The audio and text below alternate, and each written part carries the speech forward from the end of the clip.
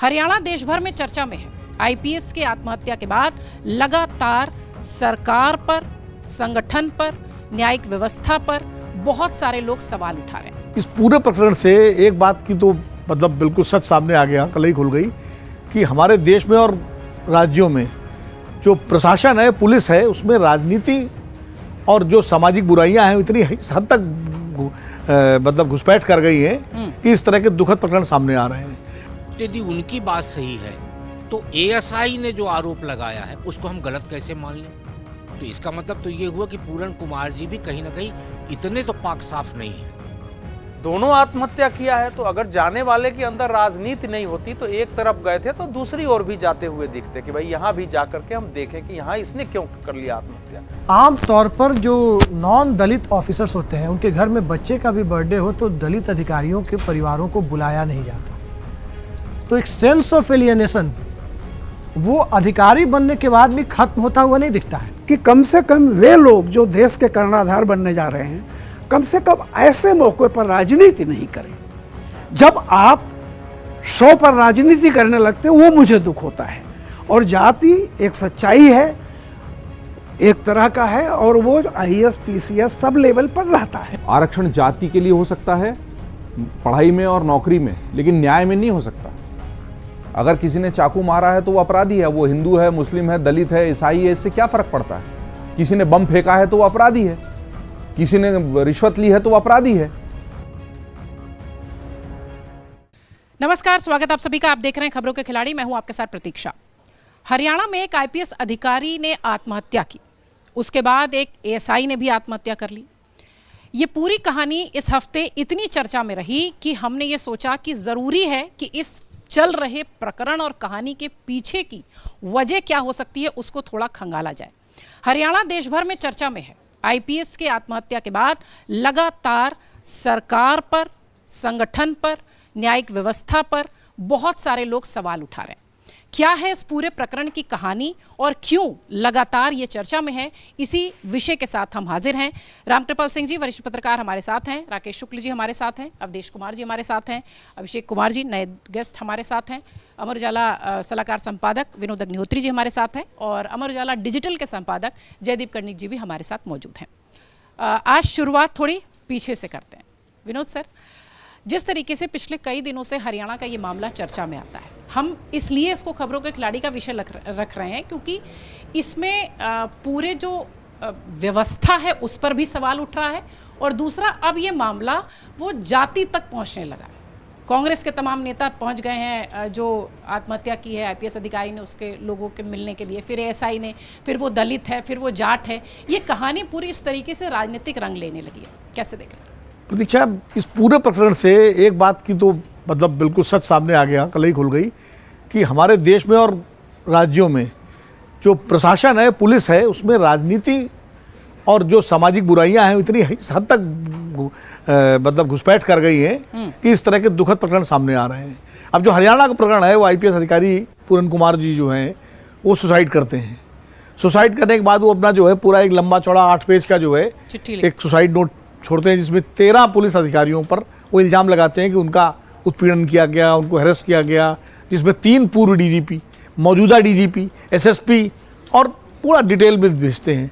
पूरे देश को लगता है कि ये वाकई बहुत बड़ा उनके साथ अत्याचार हो रहा था और उनकी आईएएस पत्नी धरने बैठ जाती हैं और ये कहती हैं कि जब तक शव का पोस्टमार्टम नहीं होने देंगी जब तक ये लोग गिरफ्तार नहीं होते हैं। सरकार पसोपेश में है, भाई एफआईआर हो गई, सुसाइड नोट किसी का आ गया तो एकदम से कैसे गिरफ्तार करें। उसके जांच हो तब तक राहुल गांधी भी पहुंच जाते हैं, चिराग पासवान भी पहुंच जाते हैं, सोनिया जी चिट्ठी लिख देती हैं, प्रियंका जी ट्वीट कर देती हैं और तमाम नेता विभिन्न पार्टियों के सबको मौका लगता है कि बीजेपी की सरकार वहाँ है तो घेर लो। वो पूरा पूरन कुमार से सहानुभूति नहीं है, उनके पर बिहार का चुनाव है, दलित वोटों को एड्रेस करना है, तो चिराग पासवान भी पहुँच जाते हैं, राहुल जी भी पहुँच जाते हैं, सब पूरा।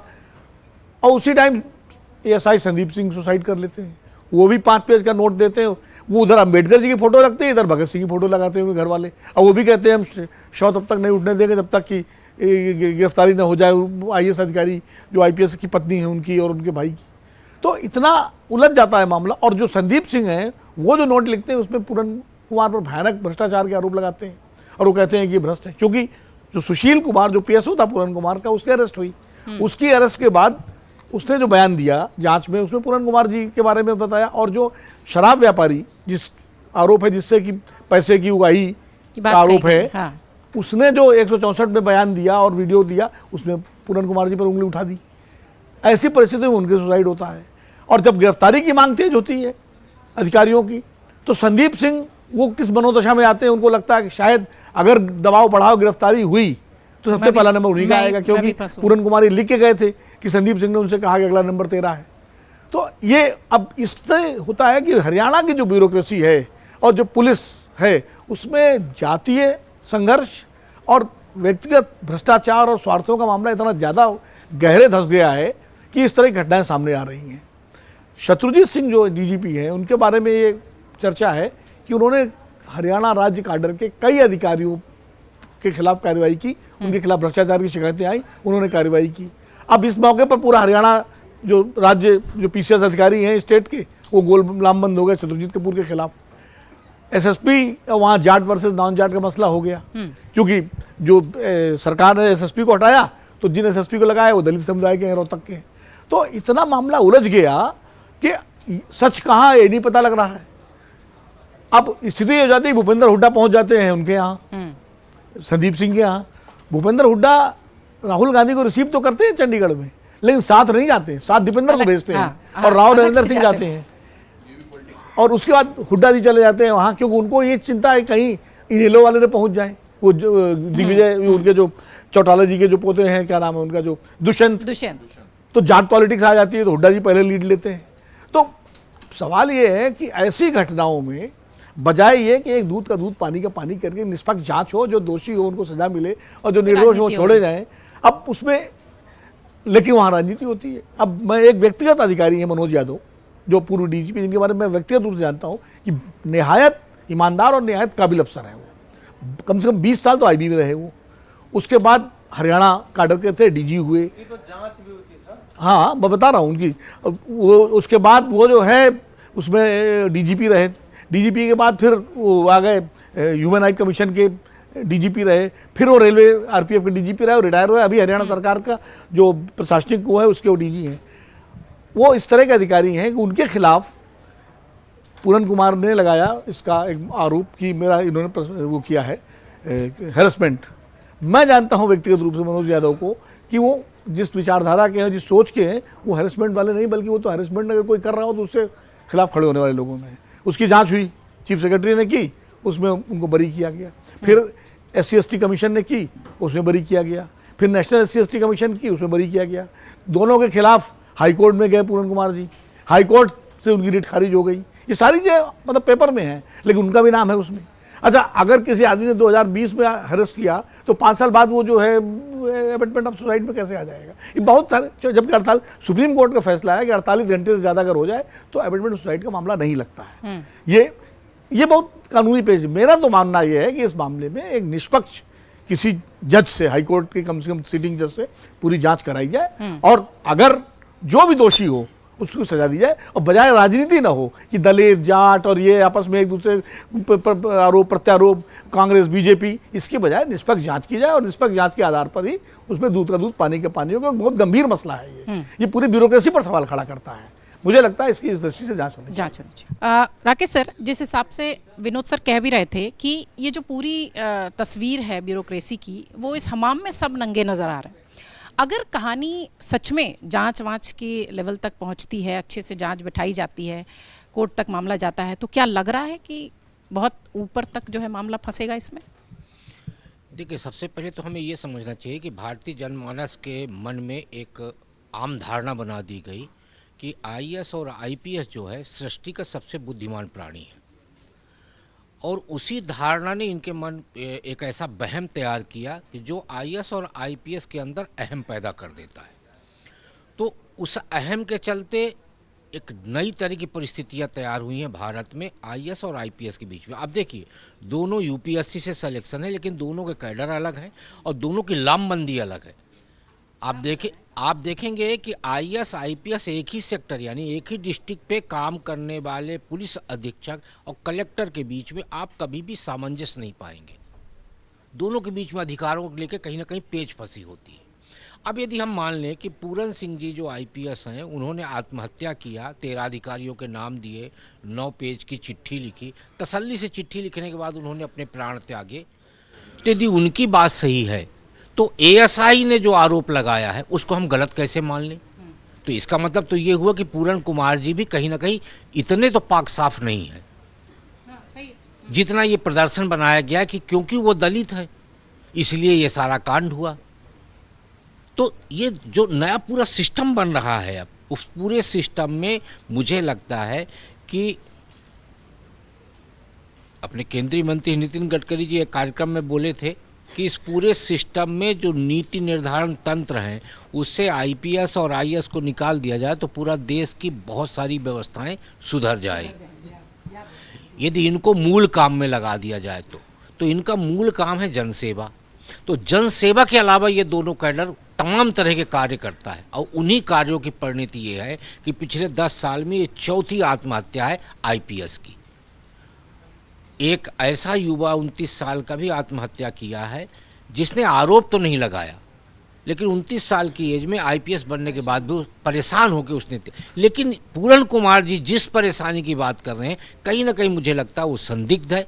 इसीलिए विनोद जी जो बोल रहे हैं एकदम सही है कि इसकी बिल्कुल बारीकी से जांच होनी चाहिए और जांच होने के बाद उस तरह की एक व्यवस्था सरकारी तंत्र को बनाना चाहिए कि आप उन पे निर्भर रहने की बजाय उनको निर्भर बनाइए जनसेवा के लिए। बिल्कुल ठीक है, बिल्कुल ठीक है। मकसद भी हमारा इस पर चर्चा करने का यही था। अब देख सर, एक मामला आता है सामने जिसको कि दलित जाट की राजनीति में उलझा दिया जाता है। क्या कांग्रेस या जो विपक्षी दल हैं वो हरियाणा में कोई गेम प्लान कर रहे हैं बिहार से जोड़ के? गेम प्लान नहीं होता। देखिए, मृत्यु एक तो हृदय विदारक घटना है कि एक आईपीएस अधिकारी को अपनी जान देनी पड़ती है पत्र लिख के, और एक दूसरे व्यक्ति को भी जो एएसआई है, छोटा है, जाना पड़ता है। उसके परिवार के लिए, रिश्तेदारों के लिए, साथ काम करने वालों के लिए तो एक बहुत बड़ी क्षति होती है। इसलिए वहाँ तक तो हमारी मानवीय संवेदना होनी ही चाहिए बात करते समय। मृत्यु, आखिर दोनों व्यक्ति मरे हैं ना, मृत्यु के बाद चाहे आईपीएस हो, दोनों आत्महत्या किया है। तो अगर जाने वाले के अंदर राजनीति नहीं होती तो एक तरफ गए थे तो दूसरी ओर भी जाते हुए दिखते कि भाई यहाँ भी जाकर के हम देखें कि यहाँ इसने क्यों कर लिया आत्महत्या। आत्महत्या किया है, केवल आरोप नहीं लगाया, उसने वीडियो जारी किया है कि मैं अपना जो है कुर्बानी दे करके और ये सच्चाई सामने लाना चाहता हूं। तो अब वो एक पक्षीय तो हत्या है नहीं। पॉलिटिक्स अगर नहीं होती तो मुझे लगता है ये मामला इतना उलझता नहीं।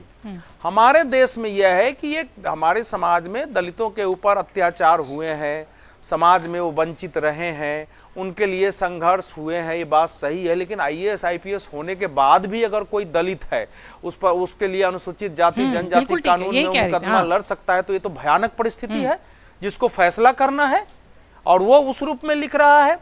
तो अब जो देखिए स्थिति हमारे सामने जो आई है वो इतनी बिल्कुल बात साफ है कि पूरन कुमार जी की जो आत्महत्या थी वो आत्महत्या उन परिस्थितियों से नहीं थी जो कि उन्होंने पत्र में लिखा है। उसमें 3 तो दलित हैं, जो उन्होंने 13 नाम लिखे हैं ना, उसमें 3 स्वयं दलित हैं अफसर। मनोज यादव जी के बारे में जो इन्होंने लिखा, स्पष्ट हो गया है कि 2 बार वो हाई कोर्ट में गए थे नीचे, और दोनों बार जो है उनको मिला कि यह आरोप गलत है। तो आरोप पहले लगाते रहे हैं शेड्यूल कास्ट के नाम पर, और उसमें समस्या होती रही है। कोई डीजीपी अगर वहां कार्रवाई करता है तो अब जो सामने आई है कि एफआईआर के बाद इनकी अरेस्टिंग हो सकती थी, इनको जाना पड़ता अभी जेल में। पूरन कुमार जी का मैं बहुत कठोर बात बोल रहा हूं जो वहां की परिस्थिति थी, और भयानक उनकी संपत्ति की भी जांच वगैरह शुरू हो गई थी, और उसमें जो है वो लाठर के जिम्मे ही जांच थी। दिक्कत तो यही था, उसके साथ बहुत सारी समस्याएं पैदा की गई उसके सामने। वो जांच ईमानदारी से कर नहीं सकता था, ऐसी परिस्थिति पैदा हुई थी। और चूंकि वो उनके बारे में पहले से भी वो जांच कर रहा था, जब उसके पास मामले आते थे तो जांच तो करेगा ना। तो हरियाणा में तो आप जानते हैं कि शराब उराब का ठेके 100-100, 200, 500 करोड़ का हो जाता है। वहाँ कोई 10-20 करोड़ के शराब के ठेके होते नहीं है, तो वो चल रहा है। तो ये एक बड़ा मतलब आप शेड्यूल कास्ट का नाम लेते हुए उस पर दबाव डाल करके अपने पद को बनाए रखना, उसके आधार पर धन इकट्ठा करना, पत्नी आईएएस अफसर है, परिवार बड़ा हो गया, और जब भी कुछ हो तो आरोप लगा देना, ये इस केस का सच रहा है। और दूसरी ओर चूंकि शेड्यूल कास्ट का मामला है, इसलिए दूसरे कर्मचारियों अधिकारियों का पुलिस में समस्या कि कुछ भी करेंगे तो वही हो जाएगा, ये मामला चलता रहा है वहां। तो अब हमारे सामने है कि अब एक पक्षीय मामला नहीं है, जांच दोनों की होगी। एसआईटी तो बैठी हुई है, करेगी। अब बाद में अगर कोर्ट के मामला से होता है तो हो, लेकिन 3 बातें बिल्कुल साफ है कि देखिए, आईएएस और आईपीएस अफसर का टाइम बाउंड प्रमोशन होता है, और अगर नहीं होता है तो कोर्ट से जाके करा लेते। मैंने आज तक नहीं देखा कि कोई आईएएस अफसर का प्रमोशन रुक गया हो और उसको कोर्ट से नहीं मिला हो, तो इसलिए उनका प्रमोशन नहीं हुआ हो और उनको पुलिस ट्रेनिंग में भेज दिया गया हो, ये कारण ऐसे नहीं हो सकता। इसके पीछे ये बिंदु भी लिखा था उन्होंने चिट्ठी में। दूसरा ये है कि जो मतलब एबेटमेंट ऑफ आत्महत्या क्या है कारण पीछे, क्या इसमें अरेस्टिंग, तो एक बात समझ में आ रही है कि उनकी अरेस्टिंग होती थी, वो पकड़े जाते, वो केस लड़ सकते थे, लेकिन क्या इतने के लिए आत्महत्या हुई है? या उसके पीछे वो लोग भी हैं जो उनके लिए धरना प्रदर्शन कर रहे थे, इंक्लूडिंग उनकी फैमिली?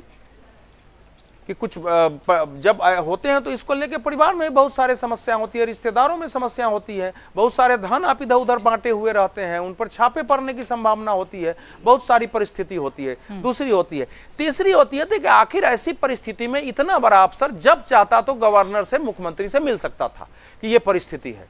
उन्होंने मिलने की कोशिश नहीं की, पूरा देखा गया कहीं फोन भी नहीं है, कुछ भी नहीं है, सीधे आत्महत्या करे। इस नाते ये संदिग्ध होता है। बहुत सारे सवाल लेकिन अंतिम जो ये है कि ये लग रहा है कि हरियाणा पुलिस में बहुत कुछ ऐसा है जो बदलने की जरूरत है। अभिषेक जी, बहुत छोटी टिप्पणी मैं चाहूंगी, क्या इस तरीके के मुद्दे को राजनीतिक रंग देने की जरूरत थी? इस मामले को पूरी तरह से ठीक ठाक देखकर इसका निवारण करने की कोशिश करनी चाहिए थी। जो लोग दोषी उन्हें पकड़ने की जरूरत थी। कांग्रेस लगातार वहां पर पहुंच रही है, उसके नेता पहुंच रहे हैं, क्या इतनी आवश्यकता थी राजनीति की? देखिए, नेताओं का कहीं भी कोई ऐसी घटना होती है वहाँ पहुँचना, उसे मैं राजनीति नहीं देखता। ये इस तरह की चीज़ें हर जगह होती रही हैं और होनी भी चाहिए। आखिर राजनेताओं का काम क्या है?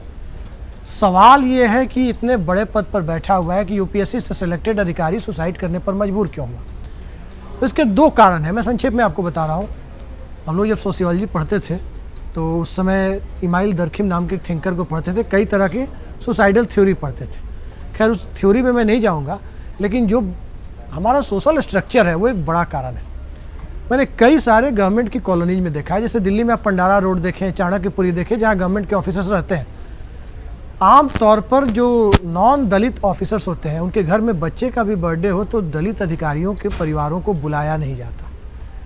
तो एक सेंस ऑफ एलियनेशन वो अधिकारी बनने के बाद भी खत्म होता हुआ नहीं दिखता है।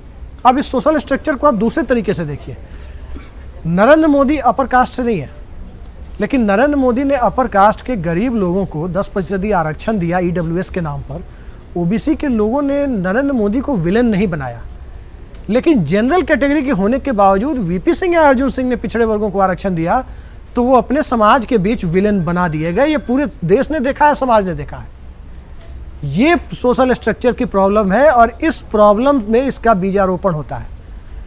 और सवाल है कि अगर 2 लोगों के बीच भी ऐसी चीज़ें होंगी, लेकिन बैक ऑफ द माइंड में ये होगा कि चूंकि हम तो हर जगह अधिकारी बनने के बाद भी एक अलग सोशल स्ट्रक्चर में, एक अलग सोशल घेटोज में रखे जाने के लिए और देखे जाने की आवश्यकता है, तो छोटी घटना भी होगी तो नज़रिया वही होगा।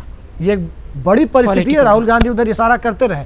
दूसरी बात, जो छोटी सी बात मैं इसमें जोड़ देना चाहता हूँ, ग्लोबलाइजेशन का सोशल इम्पैक्ट, इकोनॉमिक इम्पैक्ट हम लोगों ने 91 के राव मनमोहन मॉडल से देखा, लेकिन भूमंडलीकरण सिर्फ एक आर्थिक प्रक्रिया नहीं है, एक सामाजिक प्रक्रिया भी है। आर्थिक प्रक्रिया हमने पहले देखी, उसका जितना डिविडेंड लेना था, लाभांश लेना था, लिया। लेकिन एक हमारे सोशल में वो सामाजिक संरचना में परंपरावाद है, और दूसरी तरफ भूमंडलीकरण के बेनिफिट्स, इन दोनों के बीच जो टकराव है वो अर्बन कल्चर में है। जैसे जैसे अर्बनाइजेशन बढ़ता जा रहा है, हरियाणा 50% एनसीआर है, वहीं के अधिकारियों में क्यों हो रहा है? तो उसका जो एक सामाजिक असर है भूमंडलीकरण का, वो कहीं ना कहीं दिख रहा है और वो आगे और बढ़ता हुआ भी आपको दिखाई दे सकता है। उम्मीद है ईश्वर करे ना बढ़े। ठीक जी, मैं इस बात से बिल्कुल सहमत नहीं हूँ कि बर्थडे में दलित आईएएस को नहीं बुलाया जाता। मैं ऐसे कई आईएएस को जानता हूँ। नहीं, मैं ऐसे कई आईएएस को जानता हूं जो दोपहर का लंच सभी के साथ मिलके करते हैं और उनके यहाँ होने वाले फंक्शन में वो सबको बुलाते हैं, उनके बैच। दफ्तरों में सामान्य इस तरीके की चीज़ें कम देखी जाती हैं। अब अभिषेक जी का अपना विचार हो सकता है। सर, ये पूरा हरियाणा का प्रकरण, और जिस ओर अभिषेक जी भी इशारा कर रहे थे कि वो जो जाति वाली है, दलित वाले हैं, जाट वाले हैं, वो सारी कहानी शायद इस पूरे मैटर में आ गई, इसलिए ये मामला इतना लाइमलाइट में चला गया। एक फिल्म आई थी ना जिसमें एक शत्रुघ्न सिन्हा कहता है कि चोर वो है जो चोरी करते हुए पकड़ा जाए। हर चोरी करने वाला चोर नहीं होता। ऐसे हम लोग जब कोई घटना हो जाती है तब हमको जातिवाद याद आता है। मैं एक छोटी सी चीज़ बता रहा हूँ जो भाई साहब अभी कह रहे थे, भूमंडलीकरण। और ये जब देश आज़ाद हुआ, नेहरू जी एक बार पार्लियामेंट में कुछ बोल रहे थे। उन्होंने कहा कि देखिए, हमारे यहाँ अभी भी जातिवाद चल रहा है। वो संडे के अखबार देख के आए थे और उन्होंने कहा कि देखिए, अभी भी आता है सरयू पारी, ब्राह्मण, फलाना ढकाना, ये सब पढ़े लिखे लोग ऐसा कर रहे हैं। Matrimonial ad. हाँ, उस पर लोहिया जी ने कहा कि देखिए, इस उम्र में भी ये मैट्रिमोनियल पढ़ते हैं। नेहरू जी के लिए मैं आज कह रहा हूँ, सन 52 से लेकर के आज 2025 में भी वही है। रोज हम पढ़ते हैं और रोज जानते हैं सच्चाई को कि जातिवाद है, और पूरी तरह से सच्चाई है। आज भी लिखा जाता है कि राजपूत, कायस्थ, सरयू पारी, ब्राह्मण, आप उठा के देख लीजिए, सारा का सारा है। कॉस्मोपॉलिटन बहुत छोटा होता है, बाकी सब होता है। मेरा कहना यह है कि जातियों में होते हुए भी बहुत सारी चीज़ें होती रहती हैं, लेकिन हर चीज़ को जातिवाद और इससे जोड़ना, जैसे अभी राजेश जी सही कह रहे थे। मैं एक चीज़ कह रहा हूँ, हमारे यहाँ क्या है कि डाइंग डिक्लेरेशन, यानी मरने के पहले जो कुछ भी लिखा जाए वो एडमिसिबल एविडेंस माना जाता है। इन दो डाइंग डिक्लेरेशन ने ये साबित कर दिया है कि इसको एडमिसिबल एविडेंस नहीं मानना चाहिए। बिल्कुल ठीक है। ये बहुत, और ये कानूनी चीज़ है, बिल्कुल नहीं मानना चाहिए।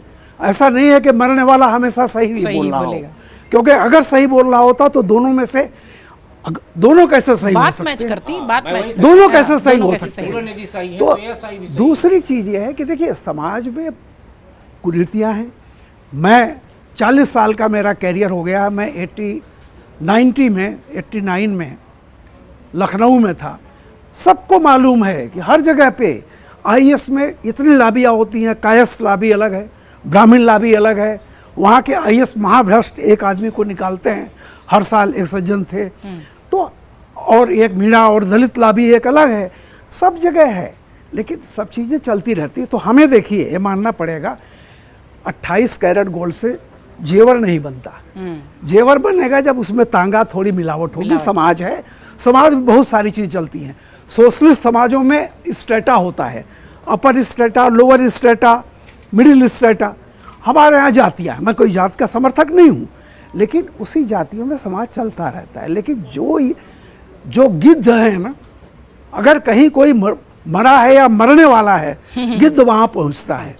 तो ये जो मुझे सबसे घृणा होती है कि कम से कम वे लोग जो देश के कर्णाधार बनने जा रहे हैं, कम से कम ऐसे मौके पर राजनीति नहीं करें।